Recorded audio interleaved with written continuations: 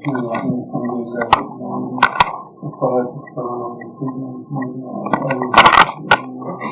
اللهم علمنا ما ينفعنا وانفعنا بما علمتنا وزدنا علما وعملا يا أكرم الراحمين.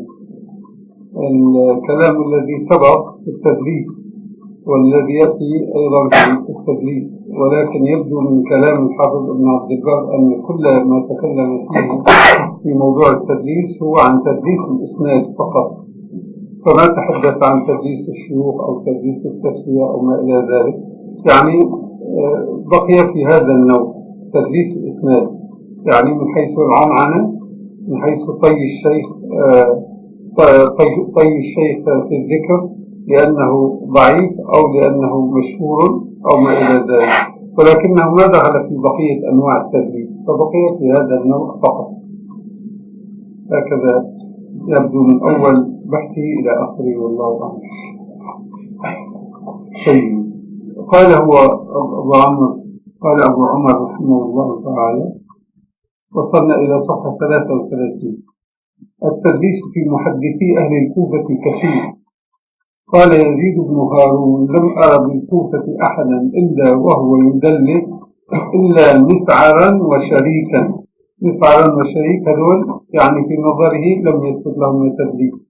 الحاكم رحمه الله في معرفة علوم الحديث ضبط هذا الأمر أيضا بوجه آخر. قال أبو عبد الله: هو ذكر أجناس من المدلسين، ما ذكر أنواع، أجناس من المدلسين فقط. قد ذكرت في هذه الأجناس الستة أنواع التدليس ليتأمله طالب هذا العلم فيقيس بالأقل على الأكثر، ولم أستحسن ذكر أسامي من دلس من أئمة المسلمين صيانة للحديث ورواته.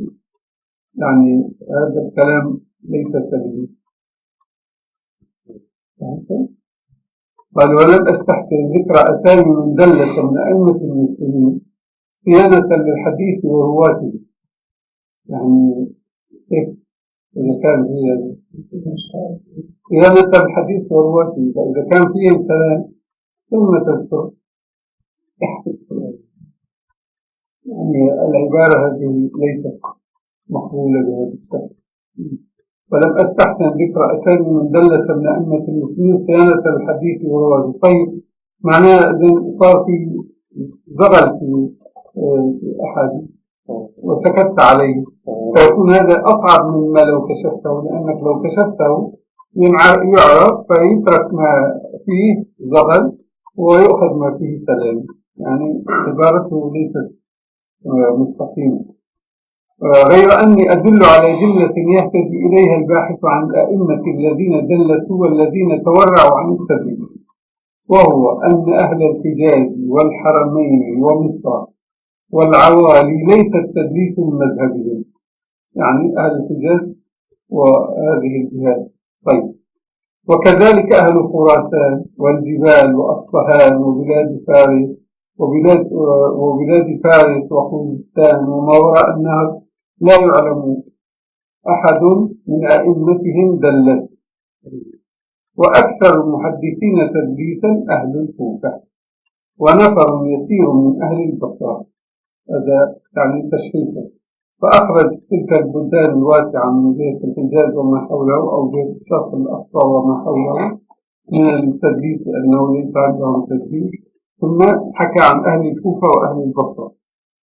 قال: وأكثر المحدثين تدليسا أهل الكوفة ونفر يسير من أهل البصرة. فأما مدينة السلام بغداد فقد خرج منها جماعة من أئمة الحديث مثل أبي النضر هاشم بن القاسم وأبي نوح عبد الرحمن بن غزوان وأبي كامل المظفر بن مدرك وأبي محمد يونس بن محمد المؤدب، وهم في الطبقة الأولى من أهل بغداد، لا يذكر عنهم وعن أقرانهم من الطبقة الأولى التدليس. ثم ذكر 6 طبقات من أهل بغداد يعني ليس فيها تدليس. فمعنى ذلك يعني كأن هناك البصرة والكوفة دخل فيها التدليس واتسع، ولكن حتى بغداد التي هي عاصمة العلم ما كان فيها التدليس منتشرا. فيختلف كأنه بين بلد وبلد أمر التدليس، كأنه بحسب الشيوخ يتأثر الراوي عن شيخه، فإذا وجد شيخه يدلس دلسه. فحكى هو في هذا المقام كلاما طويلا، ثم تبين له في الآخر أن التدليس عند هؤلاء يعني شبه معدوم. ثم قال فإن أخذ في عندهم في بغداد شيخ واحد يدلس. قال ثم الطبقة السادسة والسابعة فلم يذكر عنهم إلا أبي بكر، يعني خطأ هذا يكون إلا أبو محمد بن سليمان الباغندي الواسطي. فحدثني أبو علي الحافظ قال كنت يوما عند أبي بكر الباغندي وهو يملي علي، فقال لي أبو يزيد عمرو بن يزيد الجرمي، فأمسكت عن الكتابة. يعني تحدث الباغندي بدأ بقوله قال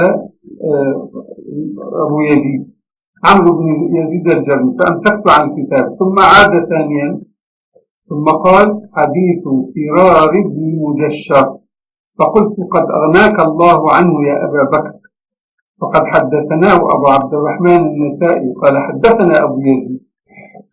أنت هو يقول حديث فلان بس ما قال حدثنا. فقلت له قد أغناك الله عنه يا أبا بكر، فقد حدثناه أبو عبد الرحمن النسائي قال حدثنا أبو يزيد. فإن أخذ أحد من أهل بغداد التدليس عن الباغندي وحده، يعني أهل بغداد ما كان عندهم التدليس غير الباغندي في كلام الحاكم هذا. فيفاد منه أن التدليس ليس منتشرا في كل المحدثين وليس في كل البلدان، يمكن يكون في بعض البلدان دون بعض وفي بعض المحدثين دون بعض. يعني هذا ما جاء به كلام الشيخ رحمه الله. قال أبو عمرو التدليس في محدثي أهل الكوفة كثير. قال يزيد بن هارون لم أرى بالكوفة أحدا إلا وهو يدلس إلا مسعرا وشريكا. وذكر إسحاق بن إبراهيم عن أبي بكر بن عياش عن الأعمش قال لي حبيب بن أبي ثابت لو أن رجلا حدثني عنك بحديث ما باليت أن أرويه عنك. يعني معناها يدلس، يعني أنا ما في عندي حرج أن أرويه عنك. الشيخ سيقول فيما بعد أن هذا التدليس سيتبين إذا كان المدلس عنه أي المطوي من الذكر ثقة، فهذا شيء لا بأس به. وهذا الذي جعل من كان يطوي الثقة جعل تدليسه أو أرجح من إسناده. هناك محدثون كانوا يدلسون ويطوون الثقة، فإذا استفسروا أو وقفوا على من دلسوا عنه ذكروا الثقة، فصار تدليسهم أولى من إسنادهم، لأن في إسنادهم إحالة إلى الإسناد، وأما في تدليسهم فمعناه تحمل المسؤولية وإضافة الحكم إليه، فصار الترسيل أضعف من التدليس والتدليس أقبل من الترسيل. سيأتي هذا بعد الشواهد، لأنه سيأتي بشواهد أنهم سئلوا عن كثير منهم فتبين أنه ثقة فلا يرسل إلا عن ثقة. حينئذ هذا التدليس بهذا قدم التدليس عند بعضهم، لأنه قالوا من أسند لك فقد أحال، ومن يعني أرسل فقد تحمل. وذكر إسحاق بن إبراهيم عن أبي بكر بن عياش عن الأعمش قال لي حبيب بن أبي ثابت لو أن رجلا حدثني عنك بحديث ما باليت أن أرويه عنه. وروى معاذ بن معاذ عن شعبة قال ما رأيت أحدا إلا وهو يدلس إلا عمرو بن مرة وابن عون. طبعا هنا لما يقول ما رأيت أحدا يعني في كل المحدثين مطلقا في كل البلدان، في بلده في أصحابه فقط، يعني في محيطه الذي، لأنه تبين لنا أن كثير من البلدان ليس فيها تدليس ولم يدخلها التدليس، فيكون هذا يعني في شيوخ شعبة قاصرا على شيوخه الذين في الكوفة في بلده أو في واسط أو في بلد معين. وروى معاذ بن معاذ عن شعبة قال ما رأيت أحدا إلا هو يدلس إلا عمرو بن مرة وابن عون، هذان استثناهما من التدليس. وقال يحيى بن سعيد القطان مالك عن سعيد بن المسيب أحب إلي من الثوري عن إبراهيم. يعني الثوري إذا روى عن إبراهيم النخعي ومالك روى عن سعيد بن المسيب وكلاهما يعني فيه تدليس، فالمالك عن سعيد بن المسيب أحب إليه من الثوري عن إبراهيم، لأنه لو كان شيخ الثوري فيه رمض لصرح به. عندكم برح، أي هذا لازم يكون صرح، لأنه برح من البرح، يعني ما راجعت في اللغة، ولكن هي يكون التعبير الثاني هو المشهور. التعبير الثاني هذا صاح، يعني رفع صوته به. لو كان هذا شيخه يعني مذكور لصاح به، هكذا يعبرون، لكن هو قال لا صرح به لأنه سيأتي اللفظ في التصريح. أما التبريح فهو الشدة من البرح، يقال مرحى وبرحى، إذا واحد أحسن ماذا يقال له؟ مرحى، يعني أحسن. وإذا أخطأ يقال له برحى، يعني أساء. هذا في المدارس العربية يعطون الولد اللي مجتهد ورقة صغيرة، يعني إذا أجاز مكتوب عليها مرحى. مرحى يعني أحسن في اللغة العربية. هذا يقال لمن أحسن. وإذا كان واحد أخطأ أو أساء يقول له برحى. فالبرحى هي في الشدة والخطأ. وقال يحيى بن سعيد القطان مالك عن سعيد بن المسيب أحب إلي من الثوري عن إبراهيم، لأنه لو كان شيخ الثوري فيه رمق لصرح به وصاح. وقال مرة أخرى يعني سعيد بن يحيى بن سعيد القطان كلاهما عندي شبه الريح في هذا الأصل، يعني لا يعتد بالمرسل. قال الشيخ ابن عبد البر رحمه الله حدثنا خلف بن أحمد قال حدثنا أحمد بن سعيد قال حدثنا سعيد بن عثمان قال حدثنا الكشني قال حدثنا أبو موسى الزمن قال حدثنا الحسن بن عبد الرحمن عن ابن عون قال ذكر أيوب عن السختياني لمحمد يعني ابن سيرين، ذكر أيوب لمحمد يوما حديثا عن أبي قلاب، فقال يعني محمد أبو قلابة رجل صالح، يعني ذكر له حديث كالمستفسر عنه ما رأيك فيه. يعني أيوب يسأل محمد بن سيرين شيخه، فلما ذكر له هذا الحديث قال له في الجواب، فقال أبو قلابة رجل صالح، ولكن انظر عمن ذكره أبو قلابة، يعني في طيب بينه وبين من سمى عنه حسن. فهمتوا أم لا؟ طيب بالنسبة للمصادر في وصح، لماذا خص سفيان الثوري في هذا الموضوع؟ قال لأنه لو كان الشيخ الثوري في رمضان أيوة الثوري يعني إذا كان شيوخه ثقات يصرح به. أيوة يصرح، يقولون صاحبي ونادبي، يعني صاحي يعين يرفع صوته يقول فلان حدثنا فلان يعين. أيوة يعني مثلا شيء مثلا ماذا يقول؟ أيوة حدثنا الضخم عن الضخام، حدثنا الضخم عن الضخام عن شعبة بن الحجاج أبي بسطام، يعيث يرفع فيها يعني لأنه شعبة ما يدلس. فحدثنا الضخم عن الضخام شعبة بن الحجاج أبي بسطام، يرفع صوته. إذا كان واحد ثاني يغمض، هذا معنى يرفع صوته. قال حدثنا نعم عن ابن عون قال ذكر أيوب السختياني تلميذ محمد بن سيرين بمحمد يوما حديثا عن أبي قلابة، فقال فاعل قال من؟ محمد. أيوه محمد بن سيرين.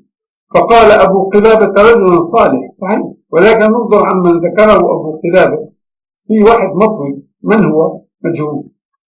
وقال ابن عبد البر حدثنا خلف بن أحمد قال حدثنا أحمد بن سعيد قال حدثنا الحضرمي قال حدثنا عبد الله بن أحمد بن حنبل قال حدثنا أبي قال حدثنا إسماعيل بن علية عن أيوب قال كان الرجل يحدث محمدا بالحديث، أيوب يعني تلميذه، فلا يقبل عليه ويقول يعني محمد بن سيرين والله ما أتهمك ولا أتهم ذاك، ولكن أتهم من بينكما. يعني في واحد مطوي في سند هذا الحديث، فأنا أتهم يعني لا يقبل عليه، يعطيه التفاتة إشعارا بأنه فيه نقص من حيث الإسناد. أيوب السختياني تلميذ محمد بن سيرين، هذا الذي قال يعني أيوب رحمه محمد بن سيرين كان إذا جرح إنسانا قال يعني هو كما يعلم الله إذا ذم، وإذا أثنى على إنسان يقول هو كما يشاء الله. هذا أسلوب الجرح اللطيف، يعني ما يقول كذاب دجال، لكن تلميذه يقول فلان يزيد في الرقم، يعني هو يكون مثلا 10 يقول 13 صدق ولا كذب، لكن ما يقول كذب، يقول فلان يزيد في الرقم، ويقول أيضا فلان ليس بمستقيم اللسان بس هكذا، يعني ما كان عندهم شدة في الجرح. أيوه، لأن أزني، لأن كذا، لأن أفعل، لأن أسقط من السماء أحب إلي من أن أروي عن فلان. إيش صار؟ إيش صار؟ نزلت الدنيا. أيوه، لأن أكل لحم الخنزير، لأن أقود إيش هالكلام هذا؟ يعني شيء زيادة، هذا مبالغات. ولذلك يعني يا ويل من يعني وقع في غضب المحدثين يا حديث يعني رأسا إلى المشنقة وقص عنقه حتى مالك بن أنس. فمحمد بن سيرين رحمه الله كان يعني إلى جانب أنه في ذاته صاحب مرح ودعابة وروح شفافة، يعني هذا يتنافى مع التمسك في الظاهر، يعني هو صاحب دعابة ومزاح كثير، يحب المزاح كثيرا، فهذا يمكن واحد يظن يعني هو، لكن لما يجي الحديث الورع عنده مستيقظ تماما، فلا يقول في الشخص هو كما يشاء الله أو هو كما يعلم الله. إذا جرحه قال هو كما يعلم الله، ما ندري يعني أعماله ليست على الاستقامة. إذا قال هو بين يدي العدل، لا هذا كناية بين يدي عدل. هذا واحد اسمه عدل من أهل اليمن، كان إذا ذهب أمره الملك بشخص ذهب به فقتله، فهذه كناية عن أنه ساقط جدا هالك. أيوة، هذه حكاية وغلط فيها كثيرين، ويوصف ذلك هو بين يدي عدولة، وقال عدولة إيش هو اسم شخص إلى آخره، يعني هوم فيها كثير. وفي المجمع العلمي في دمشق كان أعضاء المجلس جالسون يعني من 40-50 سنة، كان يعني كبار الناس في العلم، فواحد يقرأ في الكتاب قرأ فلا تفهم، قالوا إيش هذا الكتاب؟ لا تفهم، ما رأينا لا تفهم المعاجم فتحوا ما في، لا تفهم ما في، هي فلا تفهم.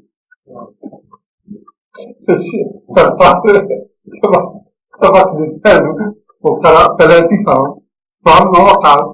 فإيش هذا؟ جابوا فيلم معاجم ما في لا تفهم طيب فلا تفهم. وهذا عدولة أيضا، قال وقع بين يدي عدولة عدو له عدو له. فمرات التحريف يأتي يعني مسوغا، تستسيغه تماما، تحريف مقبول جدا بين يدي عدو له. أيوه صح. أنا بحثت عن فئة منها ولا مختلف العربية نفس مخلص منها منه هذا مين لازم بحثت جدا وتعبت وقلت لكن بعد ما استرحت وقرأت على بسيط لأنه ده أصلا نسيت القاعدة، لأنه لو فرضنا تلغي الميم، هذا الميم يكون زيادة، هناك حروف 10 تزاد في الكلام، هي حروف سألتمونيها، فلما يجي مثلا ملها لفظ عربي، تحذف الميم إيش يصير؟ لا ترجعوا في لها يلها، ما ترجعوا في ملها مثلا. أيوه، لأنه هذا فيه حروف الزيادة. هذه سألت الحروف الزائدة عن اسمها فقالت ولم تكذب أمان وتسهيل. أحسن ما جمع هذا الحروف الزيادة جمعت في 145 صيغة. الحروف العشرة هاي جمعت في 145 صيغة، أحسنها هذا البيت. سألت الحروف الزائدة عن اسمها فقالت ولم تكذب أمان وتسهيل. حروف أمان وحروف تسهيل، وحروف أيضا سألتموني، هي مشهورة بسألتمونيها. هويت السمانة وأمثالها كثير، يعني هويت السمان أيضا فيها حروف الزيادة، تراكيب مختلفة، فأحسن التراكيب هذا. سألت الحروف الزائدة عن اسمها فقالت ولم تكذب أمان وتسهيل، لأنه فيه بيان الحروف وفيه التطريق أو التعليم بأنها هي حروف الزيادة، يعني فيه ذكر حروف الزيادة وفيه بيان أنها حروف الزيادة. مفيد هذا، تحفظونه. عندنا مرة ثانية يقول مكان في مكان عربي مكتوب سيفوته القطار. أيوه. هذا ترجمه قطار سيفوته. أيوه. ما ترجمه سيفوته، قالوا اسمه قطار يعني قطار سيفوته. أيوه صحيح. هذا مضبوط هذا. صحيح. يعني هذا يقع كثيرا، لأنه يكون الإنسان عنده علم بشيء ويجهل شيء، فيدخل ما لا علم له به إلى ما له بعلم فيحكم به، فلذلك يقع خطأ. حدث بالحديث وكان في الحديث يجيب. أيوه. فأخبار الشيخ قال ما معنى يظنها كلمة واحدة. أيوه. يجيب صار يبحث في الكلام. أيوه. تذكر يجيب. بعدين حل أنها كلمتين بسيطة، لأنه هؤلاء المحدثين مرة يعني فيهم جموع عامية تمام العامية، وإنما هي بالضرائية، حدثنا فلان عن فلان وحدثنا فلان عن فلان. إذا سألته ما معنى هذا اللفظ ما يتحرك أبدا، ما يتحرك. ولذلك يعني كبار المحدثين جاءت امرأة سألتهم إن هي عندها في البيت بئر فوقع فيه دجاجة، وهل تنجس الماء؟ قال ليش ما غطيت غطاء البئر؟ حرام عليك صار يزجون في هذه المرة. ما أعرف. طيب بعدين يعني أفتى الشخص بغلط، بعدين يعني قال لا غلطنا أفتينا بمسألة يعني هذا من نوادر المحدثين شيء غريب. يعني قال لا تفعل كذا، قال لا نحن أفتينا بالكفارة الفلانية، هذا غلط. يعني خلط باب حتى يحيى بن معين وأحمد بن حنبل وفلان اجتمعوا في حديث فتذاكروا فيه، فقال يحيى هذا الحديث عندي من 30 طريقة، وقال فلان عندي من 20 طريقة، وقال فلان عندي من 40 طريقة، وقال أحمد كذا.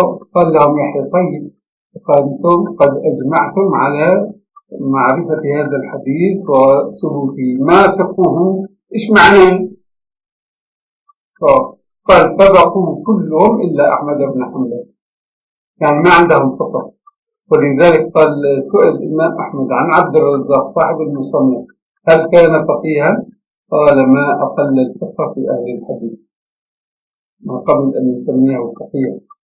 يعني الفقه شيء أصعب من الحفظ، لأن الحديث يعتمد على الحفظ، أما الفقه يعتمد على الفهم المركب، مو فهم مطلق، يعني فهم هكذا إن فهمت هذا هنا صح، هذا هنا فهمته مضبوط، لكن في أشياء أخرى تعارض أو توافق أو تؤيد أو تخالف، لابد من ربطها. فإذا كان واحد ما ربط مثل المحدثين العصر يأتي بعجائب. ما يفهم. نعم كل باب يمكن بفتوى. ايوه يتناقض ليش؟ لأنه ما عنده فهم عام. يصير واحد يفهم فوق النص، مضبوط هالفهم، فهمه من هنا ربما يكون صحيحا، ولكن الفقيه معناه مرتبط بجميع الأدلة التي تتصل بهذه المسألة، وموازن بينها، ومؤلف بينها، وموفر أو مقدم ومؤخر وناسخ ومنسوخ إلى آخره، وبعدين استصفى الحكم. فلذلك عمل الفقيه أصعب بكثير، عمل صعب جدا. يعني يكفي أن المحدثين وجد آلاف مؤلفة، الكبار وجد 4 5، أكثر ما عدوا منهم 20 21 إمام. يعني ابن جرير عدوا، ابن راهويه عدوا، مثلا عبد عبيد القاسم ابن سلام عدوهم من المجتهدين، لكن ليس لهم مذهب. يعني لهم كلمات في الأحاديث أو في بعض الأحكام، لكن ليس لهم مذهب. الذين لهم مذهب مثل الأوزاعي مثل ابن جرير إلى آخره، هذول 6 7 8 في كل هؤلاء الجبال اللي مروا. أما المحدثين أخذ جبال متراكمة ما شاء الله، يختلف، لأنه التحديث عبارة عن حفظ وضبط، أما ذاك ففيه فهم عميق جدا. لذلك سألوا الإمام أحمد رحمه الله، قال له رجل تقدم إلينا يخطب بنتا نزوجه، قال سلوا عن دنياه قبل دينه. قال الإمام أحمد يتسمع يعني استغرب، قالوا يا أبا عبد الله يعني يريد أن يتزوج بنت، قال سلوا عن دنياه قبل دينه. قالوا كيف نسأل عن دنياه قبل دينه؟ قال سلوا عن دنياه قبل دينه، فإن أعجبتكم دنياه ثم سألتم عن دينه فلم يعجبكم تكونوا قد تركتم الدنيا من أجل الدين. أما إذا سألتم عن دينه أولا ثم سألتم عن دنياه ثانيا فلم تعجبكم فتركتموه، فتكونوا قد تركتم الدين من أجل الدنيا. صحيح في فهم. ففي الأول واحد ينكر إنه أنت يا أبا عبد الله تكون تسألوا عن الدنيا من غير فهم، هكذا. فلذلك الفقه عزيز جدا، ما يوفق له إلا الإحزاز جدا حقيقة، لأنه هذا الفهم الذي أتى به الأئمة المجتهدون ليسوا معصومين، ولكن حقيقة الله أقامهم في الأرض أوتادا للدين، فكانوا في أوائل الأمة حتى أسسوا هذا الدين وثبتوا قواعده في الفقه والفهم والمعرفة. جزاهم الله خيرا، في التفسير أو في الحديث أو في الفقه أو في النحو أو في العربية، في التاريخ. يعني كل من تقدم جاءوا أئمة لتثبيت أمر الإسلام وعلومه. طيب، ثم قال الشيخ ابن عبد البر رحمه الله تعالى: حدثنا عبد الوارث بن سفيان قال حدثنا قاسم بن أصبر قال حدثنا أحمد بن زهير قال حدثنا أحمد بن حنبل قال حدثنا أبو داود يعني الطيالسية قال شعبة: كنت أعرف إذا جاء ما سمع قتادة مما لم يسمع.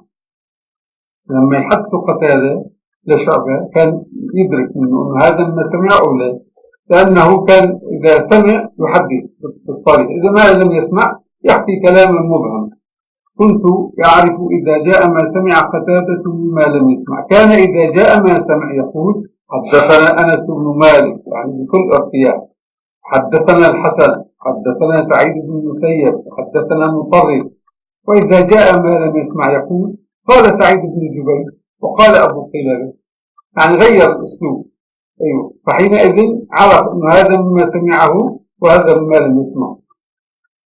وذكر أبو عيسى الترمذي الإمام صاحب الجامع أو السند قال: حدثنا حسين بن مهدي البصري قال حدثنا عبد الرزاق قال حدثنا ابن المبارك قال: قلت لهشيم: ما لك تدلس؟ هشيم هذا شيخ الإمام أحمد. ما لك تدلس وقد سمعت كثيرا؟ هشيم بن بشير: ما لك تدلس وقد سمعت كثيرا؟ قال: كبيراك يدلسان، الأعمش والثوري. يعني أنا على مثلهم.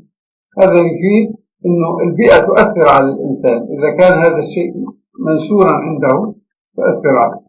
قال: ما لك تدلس وقد سمعت كثيرا، يعني الأحاديث التي فيها اتصال عندك كثيرة جدا، لماذا تعدل عن الاتصال وتدلس، تطوي بعض الشيوخ قال كبيراك يدلسان الأعمش والثوري، وذكر أن الأعمش لم يسمع من مجاهد إلا 4 أحاديث. عندكم عنه؟ لا، هي لازم تكون منه. طيب بعدها عندكم ماذا؟ تضربون على قال وقال الأولى. قال أبو عيسى الكلام موصول فيما سبق، الواو وقال تفضل يصير قال أبو عيسى تتميم للموضوع الذي هو سابق. قال أبو عيسى قلت لمحمد بن إسماعيل البخاري لم يسمع الأعمش من مجاهد إلا 4 أحاديث. قال ريح، يعني شيء كثير، مو هذا شيء ضعيف، يعني لا يعتد بسماعه، لا أكثر من هذا، وهو في هذا ضعيف، ليس بشيء، ريح ليس بشيء، يعني لا تعتد بهذا فتجعل 4 أحاديث مستثناة من باقي حديثه فتحكم على باقي حديثه بالسماع والاتصال، لا تقبل. قال ريح ليس بشيء، لقد عددت له أحاديث كثيرة نحو من 30 أو أقل أو أكثر يقول فيها حدثنا مجاهد كيدلس. هذا الأعمى. قال البخاري ولا أعرف لسفيان الثوري، هذا مو قال كبيراك يدلسان، انتهى الكلام عن الأعمش بقي الثوري. قال البخاري ولا أعرف لسفيان الثوري عن حبيب بن أبي ثابت ولا عن سلمة بن كهيل ولا عن منصور، وذكر مشايخ كثيرة، فقال لا أعرف لسفيان عن هؤلاء تدليسا ما أقل تدليسه، يعني عن هؤلاء الشيوخ ميدا. في ملاحظة في الحاشية ما لها يعني أهمية، بس من باب التبين. في الحاشية كاتبين عن ترجمة هؤلاء الأشخاص، لما ترجموهم تحت لم يذكروا اسم البلد، وهذا في المحدث أو في الراوي أساس جدا أن تذكر اسم البلد. يعني هنا مثلا سلماء بن داود بن جارود أبو داود الطيالسي أي بلد؟ طيب مطرف في أي بلد؟ محمد بن عيسى الترمذي أي بلد؟ المهدي هذا البصري قال أيلي أو الأبلي، هذا غلط، الأبلي هذا، فذكر هذا فيه البصري. محمد سلمة بن سهيل الحضرمي هذا قد يكون كوفي، فلا بد من ذكر البلد لأن البلد تعين. ليش؟ لأنه إذا عينت بلده يعرف الشيء، هل هو من ذاك البلد إلا وارد عليه، هو من معايش الشيخ ولا من الواردين عليه، يختلف الحكم كثيرا. إذا كان من أهل بلده فيصير ضبطه عنه أو لقاؤه به احتماله أكثر وأوسع وأقرب. أما إذا كان من الواردين عليه فقد يكون ورد عليه في ساعات معدودة أو يوم أو يومين، فما يكون مثل الشيخ الذي عاشره طول عمره أو كثيرا من عمره، فلا بد من ذكر البلاد. يعني هذا غلط في الترجمة من حيث نعم. ايوه، لانه هو محدث ونبي، ولهذا قال له البخاري استفدت منك اكثر من استفدت منك. الترمذي يعني ليس هويا، ايوه، وهو قد جمع طريقة البخاري وطريقة مسلم وزاد عليهما بذكر مذاهب علماء الامصار، يعني هو محدث جيد جدا. ولكن جاء يعني بعض الناس يعني أعطى صفة عن الترمذي أنه يعني هكذا ضامن، يعني هذا الرجل لا يصح بتصحيحه، لا، تصحيحه له قيمة وتحسينه له قيمة. ككل البخاري أيضا عنده أحاديث صححها وليست على ما قال، ضعفها وليست على ما قال، هذا يقع لكل المحدثين.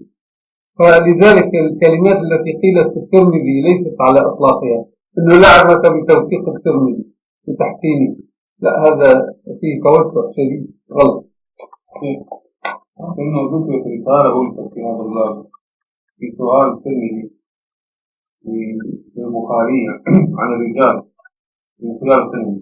أيوه، أظن كانت مذكورة في المدينة أو في ما رأيت يعني أسئلة الترمذي للبخاري الرجال من خلال الترمذي من خلال سننه، بس هذا يعني قاصر، لازم يكون من خلال كتبه، لأنه يسأله كثيرا. يعني هو دائما في المحاورة، يعني مجالسته معه على المحاورة الدائمة. فيمكن يكون في غير السنن أسئلة مفيدة أو تصحح أو تبين، يعني هو هكذا. يعني هي جديدة ولا هو ذكرها؟ هو ذكرها؟ نعم ذكرها. ما أدري، ما انتهت ولا ما تزال؟ تمام. معناها انتهت قبل ما تجي ما في الفرق.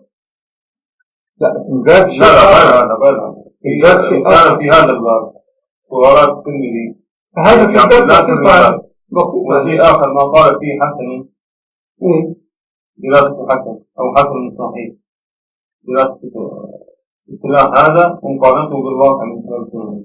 يعني في رسالة الأحسن الله هذا شيء آخر. الترمذي كتابه يعني كتاب مزاولة لعلم الحديث أكثر من سنن أبي داود والنسائي، في مزاولة للصناعة الحديثية دائما، الرجال، التوثيق، التضعيف، المذاهب الفقهية، الأئمة، الأخطاء، الانفرادات، التوثيق لفلان أو التضعيف، يعني في صناعة. ذكر من الجمعة هذا الكتاب، ذكر المحاصرة قال ما جمع بين ثلاث مسلم البخاري. أيوة هذا الأصل. طيب قال البخاري، انتهى الكلام عن الأعمش وسفيان. طيب قال البخاري وكان حميد الطويل يدلس. قال البخاري وكان حميد الطويل يدلس، يعني هذا أيضا الباب. قال المؤلف رحمه الله حدثنا أبو عبد الله محمد بن إبراهيم بن سعيد. في عندكم لفظة ألف ابن، هذه خطأ بعد إبراهيم. قال حدثنا أحمد بن مطرف قال حدثنا سعيد بن عثمان الأعناقي قال حدثنا أبو يعقوب إسحاق بن إسماعيل الأيلي، هذا الأيلي فتح الهمزة. قال حدثنا سفيان بن عيينة عن زيد بن أسلم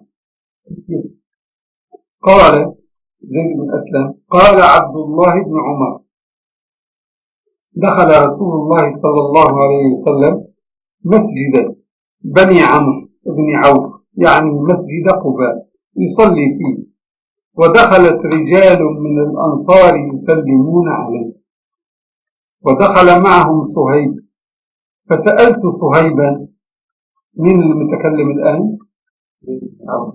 عبد الله بن عمر. فسألت صهيبا كيف كان النبي صلى الله عليه وسلم يصنع إذا سلم عليه؟ قال يشير بيده. طيب يعني هكذا الصورة، هذا كانوا يفعلون هذا ثم نسي، تخيل شمس يرفعون أيديهم، هذا قبل النسي. هنا الشاهد ليس في متن الحديث في إسناده.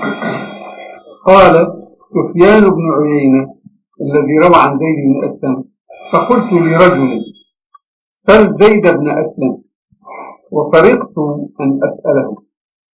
قلت الرجل سل زيد بن أسلم، سل زيد بن أسلم وفرقت أن أسأله، يعني سفيان بن عيينة كأنه ما جرؤ على شيخي أن يسأله هل سمع هذا الحديث من ابن عمر ولا لا.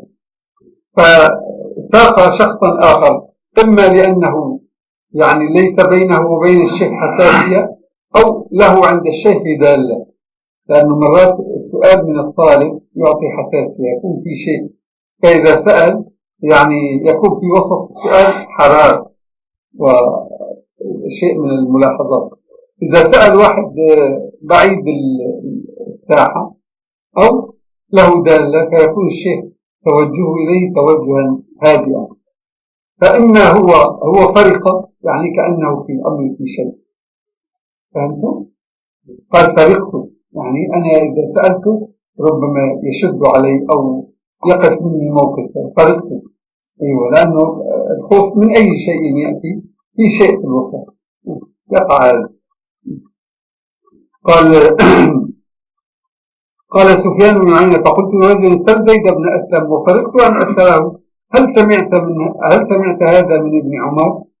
فقال له يا أبا أسامة زميل سفيان قال لي زيد بن أسلم يا أبا أسامة أسمعته من ابن عمر؟ قال زيد أما أنا فقد رأيته. إذا كان أسألك من جانب صارت مشارقة وصرت مغربا صرت مغربا صرت أنا بين المشارقة أنا أسألك. قال لواحد سيدنا عمر قال لواحد كيف فلان صالح أم لا؟ قال الله أعلم. قال خدنا وخسرنا إن لم يكن الله أعلم. معلوم دائما الله أعلم. أنا أسألك كيف فلان قل لا أعلم. لما تقول الله أعلم انتهي بهذه قبل وجود الدنيا الله خدنا وخسرنا إن لم يكن الله أعلم. فهذا من تحويل السؤال. فلذلك هو قال أبو عمر هذا الجواب في حيدة يعني حاد عن السؤال في شيء وحاد عنه وقع في الإثبات خطأ أثبتوه غلط يعني ما عرفوه. فهمتم السؤال؟ نعم؟ رحمه الله عشان رائحة أيوه هو يعني خاف المسألة في شيء. أيوه فقال أما أنا فقد رأيته. هو سيأتي إنه روى عنه أحاديث كثيرة أيضا يعني زيد بن أسلم روى عن ابن عمر لكن هنا ما روى هذا الحديث فلذلك قال أنا رأيته. لأنه لو كان عنده رواية به فصرح في أحاديث كثيرة حدثنا ابن عمر فهنا قال أنا رأيته يعني غير أيوه ورد. قال أبو عمر جواب زيد هذا جواب حيدة مو حيرة حيدة كاتبين تحت في الحاشية حيرة وجيد لا جيد صحيح ولا حيرة صحيح حيدة يعني حال عن السؤال. جواب حيدة عما سئل عنه. فهمتم؟ يعني صحيح تصحيحي ولا لا؟ أيوة إذا كان أيضا لا تخجل من زيد بن أسلم ما خجل مع أنه زيد بن أسلم. قال جواب زيد هذا جواب حيدة عما سئل عنه وفيه دليل والله أعلم على أنه لم يسمع هذا الحديث من ابن عمر فكر ولو سمعه منه لأجاب بأنه سمعه رأسا ولم يجب بأنه رأيه وليست الرؤية دليلا على صحة السماع يعني تمويه. وقد صح سماعه من ابن عمر لأحاديث وقد ذكرنا ذلك في أول باب من هذا الكتاب. سيأتي في باب ما روى عبد الله بن عمر ما روى عنه زيد بن أسلم عن عبد الله بن عمر. هو الشيخ ابن عبد البر رحمه الله في كتابه الذي هو التمهيد هذا دونه على أسماء يعني أخذ ترتيب موطأ مالك ولم يبقه على ترتيبه بل أخذ شيوخ مالك ورتبهم على الأسماء بحسب الترتيب المغربي يعني يتفق من ألف باء تاء ساء إلى الصاد بعد الصاد يختلف بالترتيب ألف باء تاء جيم حاء إلى آخره بعدين يختلف يتقدم ويتأخر الترتيب عن الترتيب المشارقة. فرتب الشيوخ ورتب من روى عن هؤلاء من شيوخ مالك بالأسماء. فإذا هذا الحديث من روى عن مالك فلان حديث ابن عمر طيب من روى عنه جاء به في ذلك فرتب الأحاديث على الشيوخ وخرجها عن الأبواب ولكن ذكر أن مالك أوردها في باب كذا في باب كذا ولكن صار الترتيب مثل ترتيب المسانيد. فهمتم؟ يعني صار ترتيب الكتاب ترتيب المسانيد لأنه مرتب على الأسماء. هذا في التمهيد لو فهمتم؟ هل هناك هذا الكتاب التمهيد له فهرس يبين لهذا الحديث حسب ما هو ذكر في الموضوع. وين هذا الفهرس؟ أنا في آخر أيوه بالضبط. أنا سألت الموضوع أيوه يكون هو طبعا مسانيد لابد أن تعرف الرجال كلهم يكتبوا هذا الحديث. فقال أنا أريد أن أخذ من أهل الإخوة فاحش بعد أنا فهمت هذا. ما طبع يعني ما رأيت إذا كان طبع أو نستفيد منه لأنه كتاب كبير، وبعدين الكتاب لم يتم، يعني الفهرس ما يصح أن تطبع لأن الكتاب لم يتم، فيكون فهرس لهذه الأجزاء التي طبعت صحيح مناسب، لأنه طبع منه من سنتين تقريبا 18 جزء، الآن ربما صار 20 21 يعني هكذا بالتقدير. ما عندي كلهم ماذا؟ الكتاب موجود يمكن 30 ولكنه أوجز من هذا، وذاك أوجز من هذا بعد هذا شرحه، وهو شرح مفيد وفيه فوائد كثيرة. فعنده هناك الكتاب الثاني على ترتيب الموضع كما هو، وهذا على ترتيب شيوخ مالك، فصار عنده ترتيبان، ترتيب كما هو الكتاب في الاستذكار، وترتيب على الشيوخ هذا. وله كتاب اسمه التقصي مختصر لهذا الكتاب على الشيوخ أيضا، هذا يمكن تستفيد من الشيوخ من التقصي، تراجع التقصي.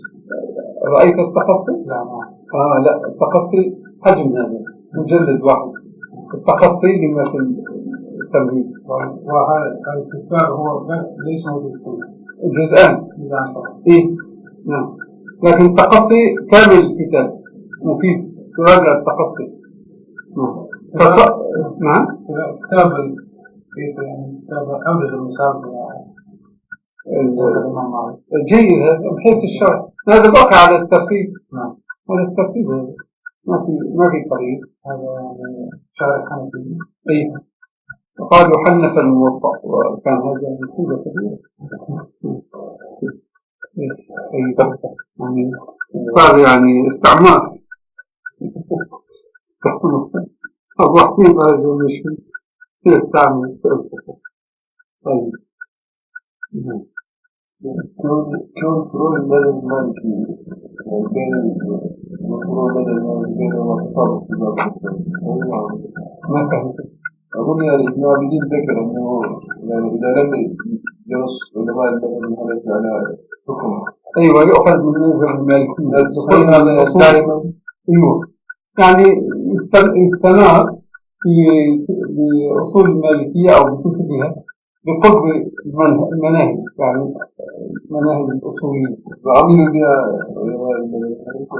لا بأس يعملون عند الاستنار هكذا، يعني يكون قد عملوا مثلا في بعض المسائل، ولولا ذلك ما نص عليه يقع. وقد صح سماعه من ابن عمر لأحاديث، وقد ذكرنا ذلك في أول بابه من هذا الكتاب. ثم قال المؤلف رحمه الله تعالى في أول بابه في هذا الكتاب، والحمد لله. هذا إيش يفيد هذا التعبير؟ هذه العبارة ماذا تفيد؟ بعد، وهذا من يعني حسن التأليف، يكون كتابة المقدمة بعد التأليف يكون أوعب في ما أورده في الكتاب وأدل عليه، وبعض الأحيان يردوه في المقدمة، وبعد ذلك يتخلف هذا الذي قاله في المقدمة عن ذكره في الكتاب، فيكون قال في المقدمة شيئا ثم تحول عنه أو نسيه أو غفل أو تركه. فلذلك كتابة المقدمة إذا كانت فيها شروط وأشياء ودراسة بعد الفراغ أولى. أما إذا كانت المقدمة عبارة عن إشارة بسيطة قبل الكلام أولى، يعني مقدمة أريد أن أؤلف كتاب في كذا بس، هذا في أول الأمر أهون حتى يتبين. قال المؤلف رحمه الله تعالى ابن عبد البر حدثنا عبد الوارث بن سفيان قال حدثنا قاسم بن أصبغ قال حدثنا أحمد بن زهير قال حدثنا أحمد بن حنبل قال حدثنا شعيب بن حرب قال مالك بن أنس كنا نجلس إلى الزهري وإلى محمد بن المنكدر، فيقول الزهري قال ابن عمر كذا وكذا، فإذا كان بعد ذلك جلسنا إليه فقلنا له الذي ذكرت عن ابن عمر من أخبرك به؟ قال ابنه سالم. هذا أيضا في حسن التأتي، يعني لو سألوه فورا أخجلوه فيتركوه يقول هكذا. هو يمكن أن يفتح في وقت آخر لأنه ما ذكر السند، سألوه سؤال مستقل يقول، لكن في حينها إذا تدلس علينا فيصير في وحدة. أيوة، فهذا من حسن التأتي، يعني يسكتون عنه مثل شخص يعني قال كلمة إذا جاوبته في الفور يصير نزاع أو يتوتر الأمر، تتركه شوية تأخذ في يوم آخر تكلمه يكون الكلام على بابه من غير الدين. قال ابن عمر كذا وكذا، فإذا كان بعد ذلك جلسنا إليه فقلنا له الذي ذكرت عن ابن عمر من أخبرك به؟ قال ابنه سالم. وقال حبيب بن الشهيد قال لي محمد بن سيرين سل الحسن ممن سمع حديث العقيقة؟ فسألته فقال من سمورة، لأنه الحسن أرسل، لكن هذا حديث العقيقة يعني قالوا هذا مما جزم بسماعه من سمورة، لأنه اختلف فيه هل سمع ولا لا، قالوا لا صح سماعه من سمورة وسمع منه حديث العقيقة وذكره النسائي والبخاري وغيره في هذا، فسماع الحسن من سمورة سالم ما في عليه خلاف، لكن ما كل أحاديثه، بعض الأحاديث لذلك يسموه. إذا وجدنا مثل قول البخاري فاختلف أنه هذا الرجل لم يسمع إلا 4 حديث، قول البخاري لا بل أكثر من 30 أو أزيد من ذلك وقل، لكن الأتي الثاني يقول لم يسمع من سمرة ولا حديث عقيقة، هل يؤخذ بهذه الأقوال على أنها فاصلة في الموضوع بحسب إحصاء المحدث؟ إذا قال أكثر من ذلك وقل يعني يشير أنه ما عنده ضبط في المذاكرة، لأنه يتكلم هذا في المذاكرة، في عندهم فرق. هذا الكلام الذي ذكرته ليس في جنب الحسن، ذاك ما يقولون فيه حسن عموما، يعني نأخذ الكلام نفسه هو لما قال له في أمر الأعمش عن مجاهد قال له لقد عددت له أحاديث كثيرة نحو من 30 أو أقل أو أكثر، لأنه هو يتكلم في المذاكرة ما جلس للتحديث في هذا. إذا جلس التحديث يكون عنده إحصاء. أبو بكر بن العربي رحمه الله كان جلس للتحديث، ذكر حديثا نسيت المثل، ذكر حديثا فقال له الطلبة يعني من كم طريق روي هذا الحديث؟ فقال من 13 طريقا، فذهبوا يبحثون ما وجدوا، يعني كأنهم ظن الشيخ رميا. بعد ذلك الحافظ بن حجر قال نعم وجدته من 13 طريقا مظبوط. يعني يكون عند التحديث مرات إما مذاكرة مثل هذا قال أقل أكثر نحو هكذا، أما إذا كان تحديث فيكون مستوعب ما يقوله يعني ضابط. أيوه، فالذي يقولونه إنه ما روى أو روى هذا بحسب نظري، فإذا جاء واحد متعقد وبحث وراء ذلك قد يجد صدق هذا الأمر بالدقة وقد يزيد قليلا أو ينقص أو يتبين خطأه، يتبين الرجل خطأ هذا الكلام يمكن، لأنه يعني يقولون هذا على سبيل التقدير. وبعدين على مثلا البخاري رحمه الله قال في بعض الأشخاص يعني منكر الحديث لا تحل روايته عنه وقد وثقه غيره وكثيرون وثقوا، فقالوا هذا بحسب نظره، لأنه لما نظر في أحاديثه وجد النكارة فيها كثيرة جدا، يعني نظر في مجموعة أحاديث حكم عليها بالنكارة فخلاص. غيره نظر في أحاديثه الأخرى فوجد أنه ثقة، لكن هذه النكارة قد تكون مما روى عنه أو من شيخه فليس هو له فيها نصيب، فلذلك يختلف الأمر. الأحاديث تحتاج إلى نظر أيضا، يعني يحتاج إلى دقة وفرق.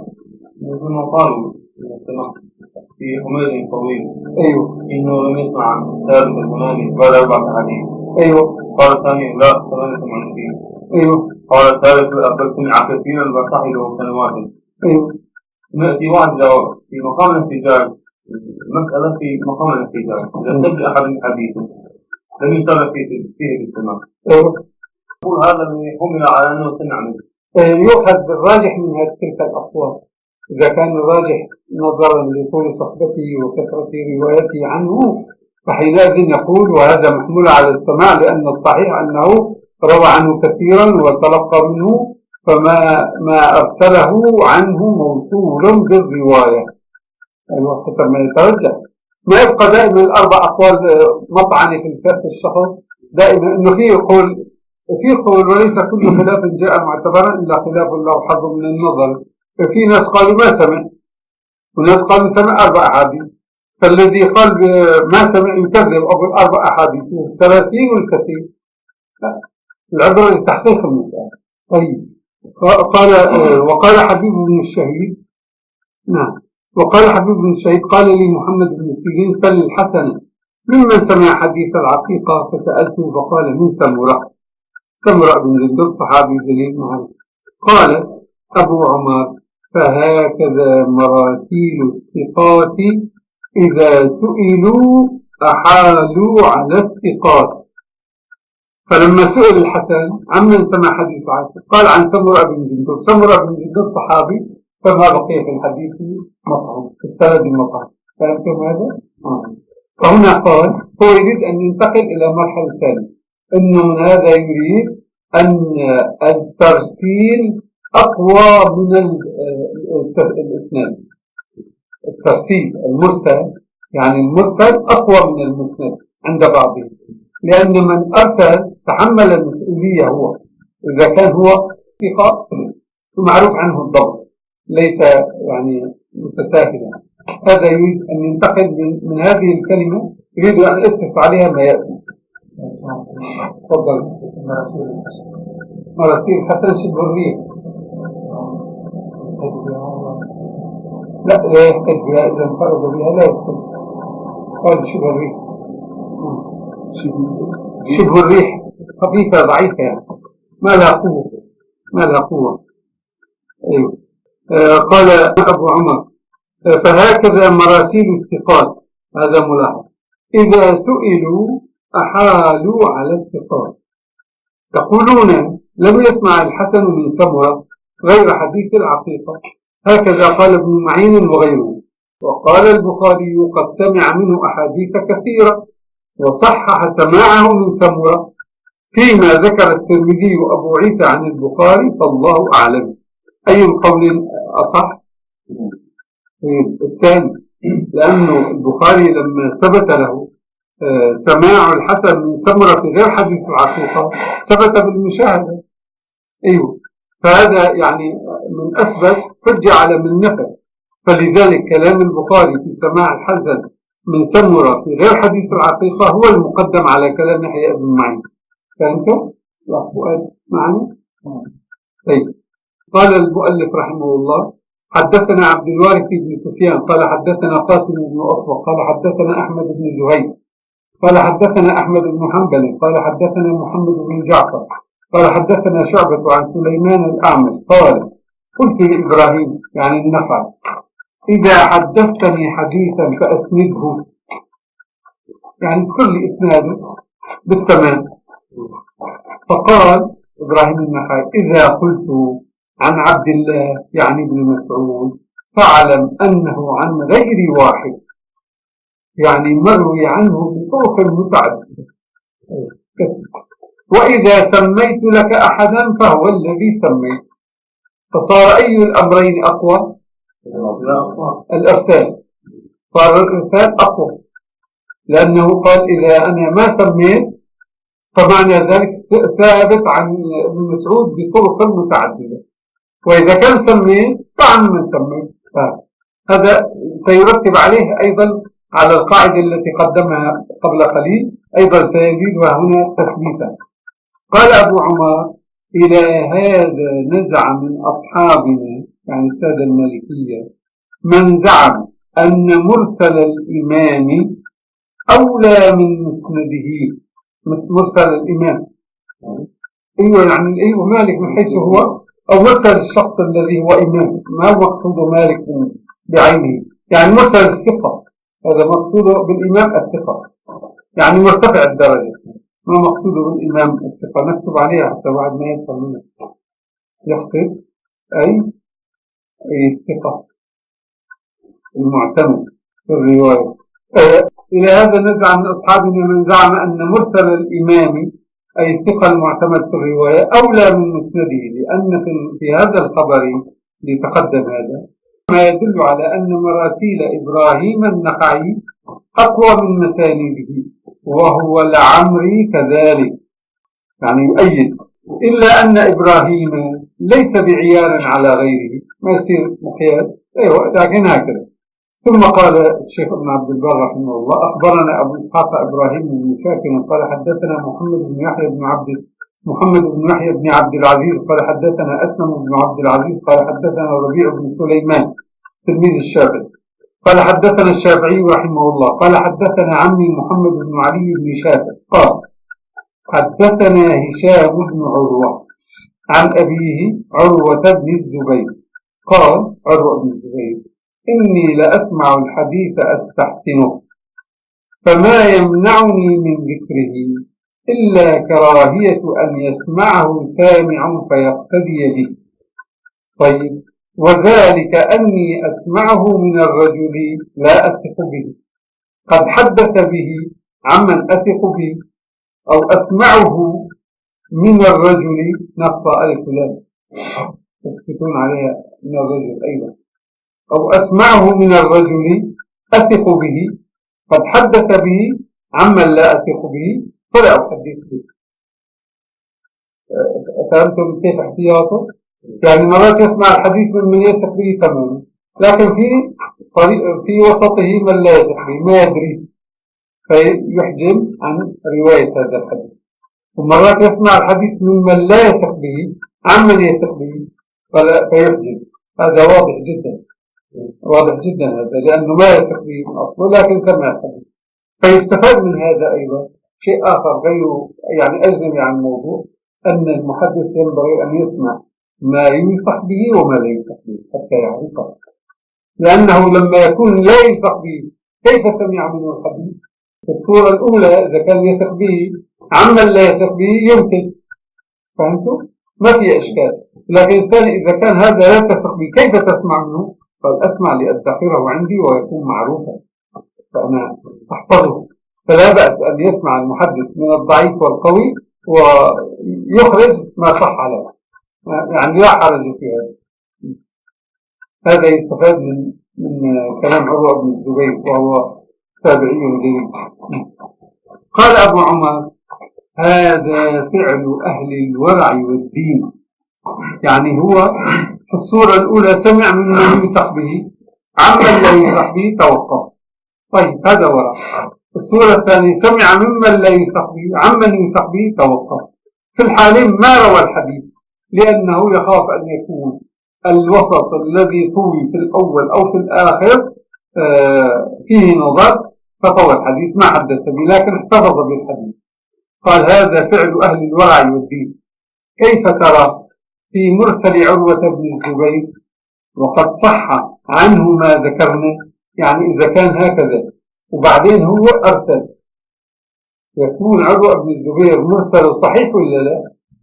فهمتوا؟ يعني إذا كان هكذا شرطه تشددوا ما يروي الحديث إلا إذا كان وثق به، فإذا أرسل يكون موثوق به. فلذلك قدموا حديث المرسل هذا على حديث المسند. ليش؟ لأنه أعطاك الحكم، هو حمله بمسؤوليته وأعطاك الحكم.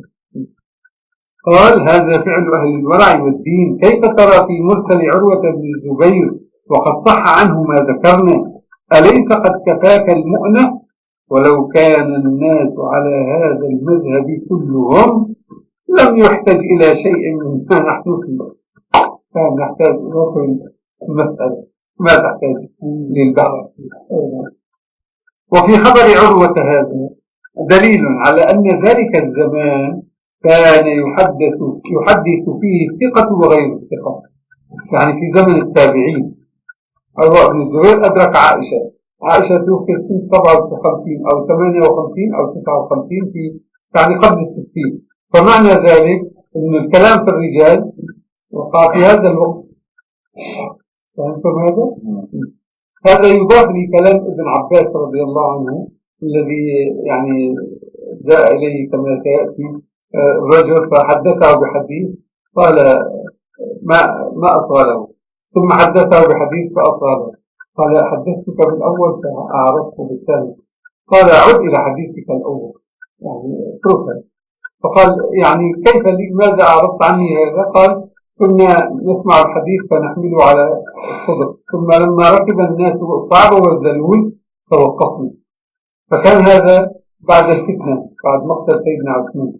سيدنا عثمان توفي سنة 40 35 لأنه بعد سيدنا عثمان، فمن بعد الفتنة هذه يعني في سنة 40 وبعدها وقع هذا. فيفاد من هذا أن التتابع في أمر الرجال حتى وصل إلى عروة. يعني لم يكن هناك الصحابي عبد الله بن عباس تكلم في الرجال، وعروة بن الزبير تكلم في الرجال، يعني وقف على أمر الرجال. قال وفي خبر عروة هذا دليل على أن ذلك الزمان كان يحدث فيه الثقة وغير الثقة، فمن بحث وانتقد كان إماما. هذا معنى إمام الذي سبق. ولهذا شرطنا في المرسل والمقطوع إمامة مرسله. ولهذا شرطنا في المرسل والمقطوع إمامة مرسله وانتقاده لمن يأخذ عنه وموضعه من الدين والورع والفهم والعلم، فحينئذ نثق بمرسله. قال المؤلف رحمه الله حدثنا إسماعيل بن عبد الرحمن قال حدثنا إبراهيم بن بكر بن عمران قال حدثنا محمد بن الحسين بن أحمد الأزدي الحافظ قال حدثنا علي بن إبراهيم قال حدثنا ربيع بن سليمان قال حدثنا الشافعي قال أخبرني عمي محمد بن علي بن شافع قال حدثني هشام بن عروة عن أبيه عروة بن الزبير قال إني لأسمع الحديث أستحسنه إلى آخر الحديث. فذكر كلام عروة كما تقدم حرفا بحرف، يعني بنفس اللفظ، هذا من الدقة إلى آخره، إلا أنه قال في آخره فأدعه لا أحدث به. فأدعه لا أحدث به، هناك ماذا قال؟ العبارة تختلف قليلا. قال أو أسمعه قد حدث بي عمن فلا أحدث به. طيب أو أسمع من الرجل أثق به قد حدث بي عمن لا أثق فلا أحدث به، إلا أنه قال في آخره فأدعه لا أحدث به. أيوة نعم. إيش يزال فيها؟ بس أيوة. يعني هذه اللفظة فأدعه لا أحدث به. وزاد قال الشافعي كان ابن سيرين وإبراهيم النخعي، عندكم النخعي خطأ ويمكن هاء أو شيء غلط يعني بسيط هذا يصح. وإبراهيم النخعي وطاووس وغير واحد من التابعين يذهبون إلى أن لا يقبل الحديث إلا عن ثقة يعرف ما يروي ويحفظه، وما رأيت أحدا من أهل الحديث يخالف هذا المذهب. أيوة يعني طبعا ما أحد يقول لا نقبل يعني هذا المذهب مسلم، لأنه إذا كان يعني لا يروي إلا عن ثقة ويحفظ ويكون من أهل الدين والمعرفة. طيب هذا يكتب في الكتب الجديدة بواو واحدة، وفي القديمة بواوين. هنا كيف مكتوب؟ واحدة. أيوة هكذا. في القديم يكتبونه بواوين كأنه كان كبيرا ثم صغر على الزمن. يعني طاووس بالواوين يعني أظهر لكن يكون فيه يعني وضوح، لأن هذا يمكن أن يقرأ طاووس إذا ما أشبعت الضمة، يمكن أن يقرأ طاووس، لكن هناك لما تضع واوين من الطاووس ماذا؟ كان أحد أصحاب الرأي وأصحاب الحديث يتناقشان. أيوه. فصارت مسألة فقال بحق حدثنا طاووس عن فلان عن فلان، فقال الرأي يعني أصحاب الرأي قال هذا يحتاج علينا كثير. أيوه صحيح مظبوط. الطاووس يعني جماله شديد جدا بنفسه، فيعجب بنفسه كثيرا، ثم إذا نظر إلى رجليه أفرق رأسه، رجليه لا تناسب جماله. يجوز أكله؟ نعم يجوز أكله؟ الهند يأكلونه. يجوز أكله.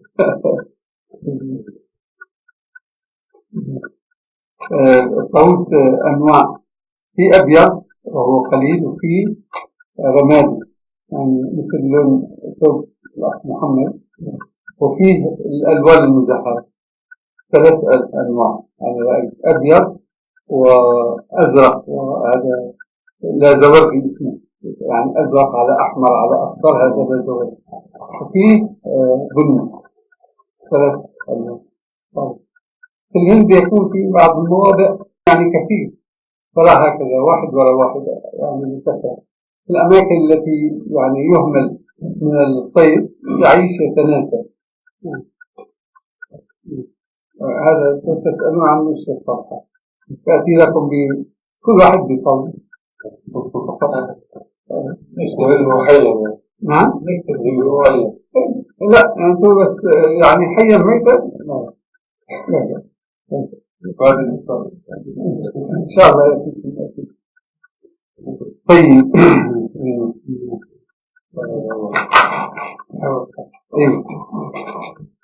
قال أبو عمر، قال أبو عمر نعم ما كان لا شيء نقرأ مستمر. نقرأ ولا نقرأ صفحة. طيب. قال أبو عمر: ما أظن قول عروة هذا إلا مأخوذا من قوله صلى الله عليه وسلم: من روى عني حديثا يرى، في رواية يرى أنه كذب فهو أحد الكذابين أو الكذابين، روايتين بالجمع وبالتثنية، يعني أحد الكذابين يعني من الذين كذبوا، أحد الكذابين يعني الراوي والمروي عنه، في روايتين. هذا في أول صحيح مسلم الحديث معروف. قال: ما أظن، يعني يريد أن يقول ليش تورع عروة بن الزبير في هذا، نظرا إلى الحديث الذي حذر فيه النبي صلى الله عليه وسلم من الهجوم بالرواية دون التثبت، يهجم واحد يروي رأسه، وذلك أن كل من حدث بكل ما سمع من ثقة وغير ثقة لم يؤمن عليه أن يحدث بالكذب. هنا والله أعلم بيجيب حديث في هذا. قال المؤلف رحمه الله: حدثني أحمد بن قاسم وسعيد بن نصر قال حدثنا قاسم بن أصبغ قال حدثنا محمد بن إسماعيل أبو إسماعيل الترمذي قال حدثنا نعيم بن محمد قال حدثنا ابن المبارك قال سمعت يحيى بن عبيد الله قال سمعت أبي يقول سمعت أبا هريرة يقول: قال رسول الله صلى الله عليه وسلم: كفى بالمرء كذبا أن يحدث بكل ما سمع. إيش يفاد من هذا الحديث؟ ينتقي، لكن يعني الأحاديث يقع فيها الكذب كثيرا. يفاد منه أن الكلام الذي يدور بين الناس فيه كذب لابد، لأنه لو كان يعني الناس على الصدق ما في داعي لهذا التحفظ، لكن يعني في كلام الناس يوجد الكذب. يوجد الكذب لأمرين: إما للخطأ وإما للقصد السيء. يعني مرات يكون الناس صالحين ما يكذبون، يعني ما يكذبون يعتمدون أن يقولوا خلاف الحقيقة، ولكن يخطئون الحقيقة بعدم انتباههم، فكلاهما في نظر الشرع كذب. كفى بالمرء كذبا أن يحدث بكل ما سمع. قال ابن المبارك: وأخبرنا إسماعيل بن أبي خالد عن قيس بن أبي حازم قال سمعت أبا بكر الصديق يقول: إياكم والكذب فإنه مجانب الإيمان. صحيح، يعني لا يتقي هو الإيمان، لأنه لما يكذب من لا يخاف الله عز وجل وحسابه. وروينا عن الثوري قال حبيب بن أبي ثابت: الذي يروي الكذب هو الكذاب، يعني الذي يروي الكذب هو الذي طرق الكذب إلى الناس. الآن هو عنده حديث معروف في الكذب باقي في نفسه، لما رواه طرقه، يعني جعل له طريقا للناس، فهو الذي كذب، ولولا روايته بقي مكتوما، فلهذا يحدث. قال وروينا عن الثوري قال حبيب بن أبي ثابت الذي يروي الكذب هو الكذاب. قال المؤلف رحمه الله حدثنا عبد الوارث بن سفيان قال حدثنا قاسم بن أصبغ قال حدثنا بكر بن محمد قال حدثنا مسدد قال حدثنا يحيى القطان سيحيي بحال وأخبرنا عبد الوارث بن سفيان قال حدثنا قاسم بن أصبغ قال حدثنا أبو علي الحسن بن سلام السويحي قال حدثنا عفان بن مسلم. فصار هون عفان بن مسلم ويحيى بن سعيد القطان سلوين قال حدثنا شعبة، يعني هنا زميلان واحد، عن الحكم حكم بن عتيبة عن عبد الرحمن بن أبي ليلى عن سمرة بن جندب وجندب في الوجهان قال قال رسول الله صلى الله عليه وسلم من روى عني حديثا وهو يرى أنه كذب فهو أحد الكاذبين. يرى الصح ولا يرى؟ يرى إيش معنى؟ يعني لا بس يرى يظن، يرى يعتقد، فإذا كان قلنا يرى يعني يعتقد فخرج الظن.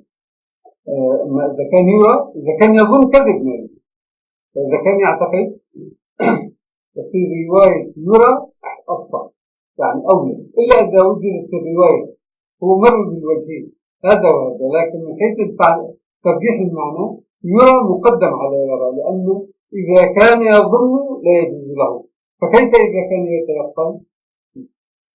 قال أبو عمر قال أبو عمر عند شعبة في هذا إسناد آخر، لأن هناك شعبة عن الحكم يجيب هو هنا شعبة عن حبيب بن أبي ثابت الذي تقدم.